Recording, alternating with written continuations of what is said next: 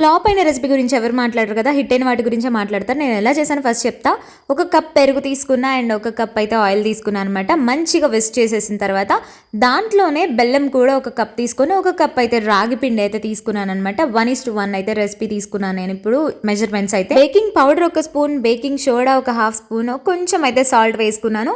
And cocoa powder అయితే మీ ఇష్టం వచ్చినంత వేసుకోండి. నేను ఒక 5 స్పూన్స్ అయితే వేసాను, చిన్న స్పూన్స్ కాబట్టి. ఎక్స్ట్రాక్ట్ అయితే వెనీలా ఒక స్పూన్ దాకా అయితే వేసేసుకొని మంచిగా బీట్ అయితే చేసుకున్నాను. ఒక్కటే డైరెక్షన్లో అనమాట, సింగిల్ డైరెక్షన్లో. కొన్ని పాలు పోసి అయితే మళ్ళీ బీట్ చేసేసుకోవాలి చక్కగా. హార్ట్ షేప్ మౌల్డ్గా అయితే నేను మంచిగా ఆయిల్ అండ్ ఫ్లోర్ పోసెస్ అయితే పెట్టేశాను అనమాట. దాంట్లో బ్యాటర్ పోసేసి ఒక్కసారి ట్యాప్ చేసి సీడ్స్ కూడా యాడ్ చేసేసి ఒక గంట సేపు అయితే మంచిగా బేక్ చేసా. కానీ అదైతే షేపే రాలేదు. సో దాని నుంచి అయితే మేము రౌండ్ షేప్కి మార్చాము. టేస్ట్ అయితే వచ్చింది కానీ అది పక్కగా కేక్ అయితే కాదనమాట. వంట వచ్చిన వాడు వేస్టేజ్ని కూడా బెస్ట్గా చూపిస్తాడు కదా, అది నెక్స్ట్ వీడియోలో చూసేసేయండి. బై.